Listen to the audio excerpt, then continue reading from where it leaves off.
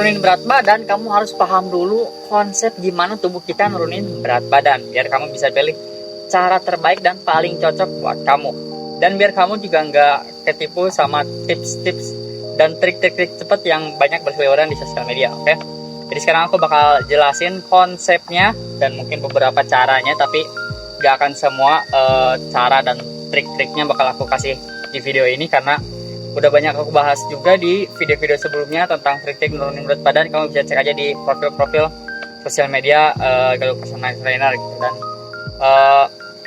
di video-video selanjutnya juga di video-video kedepannya bakal aku kasih lebih banyak lagi trik-trik buat nurunin berat badan. Oke, jadi sekarang aku bakal jelasin konsepnya dulu.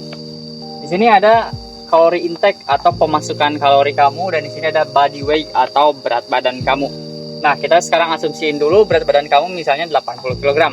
Oke, kalau misalnya kamu mengkonsumsi kalori asupan kalori kamu itu sesuai dengan kebutuhan kalori harian kamu, kamu bakal mertahanin berat badan kamu saat ini. Ini disebut dengan kondisi maintenance kalori. Kalau kamu konsumsi lebih banyak kalori dari kebutuhan kalori kamu, kamu bakal ada di kondisi surplus kalori dan berat badan kamu bakal naik. Begitupun sebaliknya, kalau misalkan kamu konsumsi kurang dari kebutuhan kalori harian kamu, kamu bakal berada di kondisi defisit dan berat badan kamu bakalan berkurang. Jadi kalori intake dan body weight itu sebanding ya. Kalau misalkan kalori intake-nya naik, berat badan kamu juga bakal naik. Begitupun sebaliknya. Oke, jadi kalau kamu mau nurunin berat badan, berarti kamu harus ada di kondisi defisit ya, buat nurunin berat badan. Kondisi defisit itu ketika kalori yang masuk lebih kecil daripada kalori yang keluar atau pemakaian kalori kamu. Oke, jadi aku bakal jelasin gimana kamu ngecapai kondisi ini. Nah, buat nurunin 1 kg lemak, kamu perlu defisit sebesar 7.700 kalori. Nah, ini jadi kamu bisa hitung aja berapa kebutuhan defisit kamu gitu, berapa kilogram yang kamu pengen turunin, kaliin sama ini. Itu adalah kebutuhan defisit kamu. Kamu harus mencapai total defisit segitu. Tapi ini juga tentu nggak jadi target harian ya, ini bisa kamu bagi aja ke perharinya. Misalkan kamu targetin perharinya defisit 200 sampai 500 kalori gitu ya. Penurunin kalau misalkan 500 kalori itu nuruninnya sekitar setengah kilo lah mungkin per minggu gitu. Jadi gimana buat mencapai defisit tadi, kalori masuk kurang dari kalori keluar?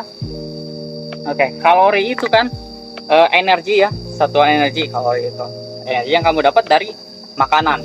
Jadi buat nurunin pemasukan kalorinya, kamu bisa kurangi jumlah makanan yang kamu makan, atau kamu bisa naikin pengeluaran kalori atau pemakaian kalori atau kebutuhan kalori kamu, kebutuhan energi kamu dengan meningkatkan aktivitas kayak berolahraga gitu. Jadi kamu bisa turunin kalori ininya dengan ngurangin makanan, kamu bisa naikin kalori keluarnya dengan aktivitas buat biar si kalori masuk kurang dari kalori keluar itu. Tapi ini perlu diperhatiin, kalau pengurangan atau pengaturan diet atau pola makan, pengurangan jumlah makanan itu berkontribusi lebih besar buat penurunan berat badan daripada peningkatan aktivitas gitu. Jadi kamu nggak bisa menangani diet yang buruk, pola makan yang buruk, yang asal-asalan cuma dengan olahraga.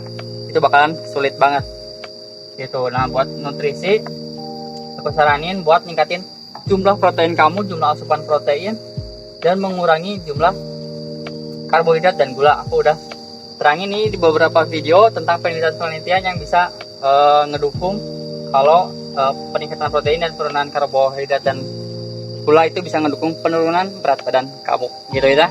Itu konsepnya. Nah, kita rangkumnya. Jadi buat mengurangi berat badan, kamu ada di kondisi defisit kalori. Berarti asupan kalori kamu harus lebih rendah dari kebutuhan kalori harian kamu itu. Di kondisi defisit itu kalori yang masuk lebih kecil dari kalori yang keluar gitu. Kamu bisa capai ini dengan ngurangin makanan atau ningkatin aktivitas. Jadi ngurangin kalori masuknya atau ningkatin kalori keluarnya. Ini kebutuhan defisit kalori kamu, 1 kg lemak sama dengan 7.700 kalori. Tuh, dalam hal nutrisi kamu bisa tingkatin protein dan kurangi karbohidrat dan gula gitu. Itu konsepnya ya. Jadi kalau misalkan kamu masih ada yang pengen ditanyain, tulis aja di komen, dan follow aja sosial media GPT karena di sana bakal ada lebih banyak lagi trik-trik dan pembahasan tentang hal-hal kayak gini. Ini cuma baru kulitnya doang ya, tapi dengan konsep ini juga sebenarnya kamu udah bisa bikin strategi penurunan berat badan kalau benar-benar paham gitu ya. Jadi ini udah fundamental yang cukup buat kamu lakuin buat praktikalnya. Tapi kalau kamu pengen belajar lebih dalam lagi, follow dan ikutin konten-konten sosial media GPT di semua sosial media, di TikTok, Instagram, YouTube, Thread, X atau Twitter gitu ya, karena nggak semua konten bisa diupload di semua platform gitu. Jadi bakal ada konten eksklusif di masing-masing sosial media. Oke, thank you udah nonton. GPT out.